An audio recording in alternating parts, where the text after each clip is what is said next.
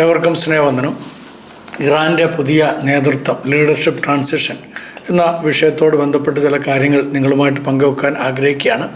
2026 ഫെബ്രുവരി 28 നടന്ന ആക്രമണത്തിൽ ആയത്തുള്ള Ali Khamenei എന്ന് പറയപ്പെടുന്ന അവരുടെ മാത്രമല്ല ലോകത്തിലെ തന്നെ ഷിയാക്കളുടെ ആത്മീയ തലവനായിരുന്ന ആൾ കൊല്ലപ്പെട്ടതിനെ തുടർന്ന് ഇറാൻ്റെ ഭരണം ഇപ്പോൾ ഒരു താൽക്കാലിക കൗൺസിലിൻ്റെ ഇൻട്രീം ലീഡർഷിപ്പ് കൗൺസിലിൻ്റെ കീഴിലേക്ക് എത്തിയിരിക്കുകയാണ്. നേതൃത്വം ഏറ്റെടുത്തിരിക്കുന്നത് ഇറാൻ ഭരണഘടനയുടെ 111 അനുച്ഛേദം അനുസരിച്ച് പ്രസിഡന്റ് മസൂദ് പെസ്കിയേൻ എന്ന് പറയുന്ന ഒരു വ്യക്തിയും ചീഫ് ജസ്റ്റിസ് ഖോലാം ഹുസൈൻ മൊഹ്സേനി എജയ് എന്ന് പറയുന്ന ആളും അതുപോലെ ഗാർഡിയൻ കൗൺസിലിലെ അലിറേസ അറാഫി എന്നിവരടങ്ങുന്ന 3 അംഗ സംഘങ്ങളാണ് നിലവിൽ രാജ്യം ഭരിച്ചുകൊണ്ടിരിക്കുന്നത്, അവിടുത്തെ കാര്യങ്ങളൊക്കെ നിറവേറ്റിക്കൊണ്ടിരിക്കുന്നത്.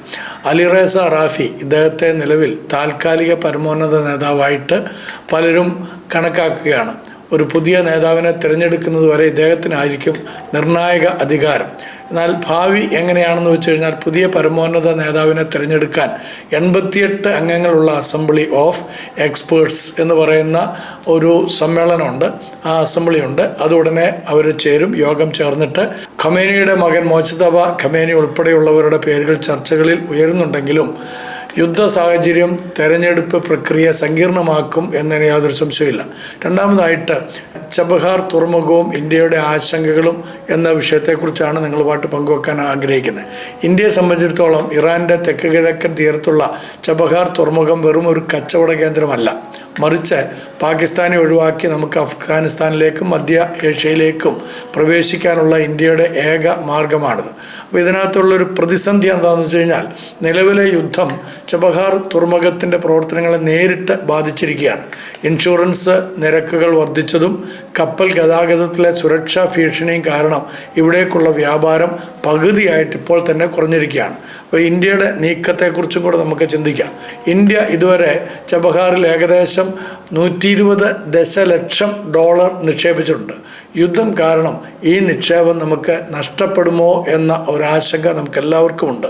എങ്കിലും തങ്ങളുടെ തന്ത്രപ്രധാനമായ താൽപ്പര്യങ്ങൾ സംരക്ഷിക്കാൻ ഇറാനിലെ പുതിയ നേതൃത്വവുമായും അമേരിക്കയുമായും ചർച്ച നടത്തുമെന്ന് ഇന്ത്യൻ പ്രതിരോധ സെക്രട്ടറി രാജേഷ് കുമാർ സിംഗ് വ്യക്തമാക്കിയിട്ടുണ്ട്.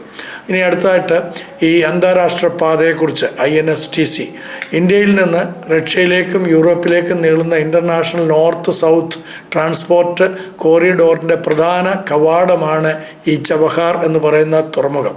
ഇറാൻ്റെ അസ്ഥിരത ഈ വൻകിട പദ്ധതിയെ മരവിപ്പിച്ചിരിക്കുകയാണ്.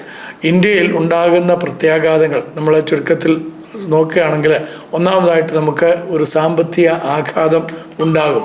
എണ്ണവില വർദ്ധിക്കുന്നത് ഇന്ത്യയുടെ രൂപയുടെ മൂല്യം കുറയുമെന്നും നിത്യോപയോഗ സാധനങ്ങളുടെ വില കൂടാനും കാരണമാകുമെന്നുള്ളത് നമുക്കറിയാം. തന്ത്രപ്രധാനമായ വെല്ലുവിളിയാണ് അടുത്തതായിട്ടുള്ളത്. ഇറാനിൽ ഭരണമാറ്റം ഉണ്ടാകുകയും അവിടെ അമേരിക്കൻ അനുകൂല സർക്കാർ വരികയും ചെയ്താൽ അത് ഇന്ത്യക്ക് ഗുണകരമായേക്കാം. എന്നാൽ അരാജകത്വം തുടരുകയാണെങ്കിൽ ഇന്ത്യയുടെ കോടിക്കണക്കിന് രൂപയുടെ പദ്ധതികൾ അപകടത്തിലാകുകയും ചെയ്യും. ആഭ്യന്തര സുരക്ഷയെക്കുറിച്ചാണ് അടുത്തായിട്ട് പറയുന്നത്. ഇറാനിലെ സംഭവവികാസങ്ങൾ ഇന്ത്യയിലെ കാശ്മീർ ഉൾപ്പെടെയുള്ള ചില മേഖലകളിൽ പ്രതിഷേധങ്ങൾക്ക് കാരണമാക്കിയിട്ടുണ്ട്.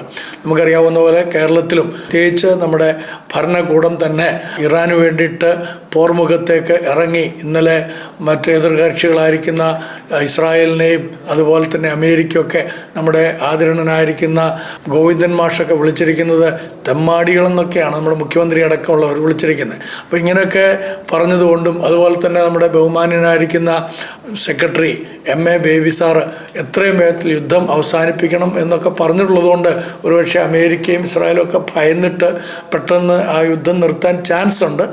അങ്ങനെയാണെങ്കിൽ ഈ ക്രമസമാധാന നിലയെ ബാധിക്കാതെ നോക്കാനായിട്ട് നമുക്ക് സാധിക്കും എന്ന് വിശ്വസിക്കാം. ഇല്ല എങ്കിൽ നമ്മളൊക്കെ ഒരുപാട് പ്രതിസന്ധികളിലൂടെയാണ്, പ്രത്യേകിച്ച് നമ്മുടെ പ്രിയപ്പെട്ടവർ ജോലി ചെയ്യുന്ന മിഡിൽ ഈസ്റ്റ് പ്രദേശങ്ങൾ, ഗൾഫ് രാജ്യങ്ങളിൽ അവർ ഒരുപാട് ബാധിക്കപ്പെടും.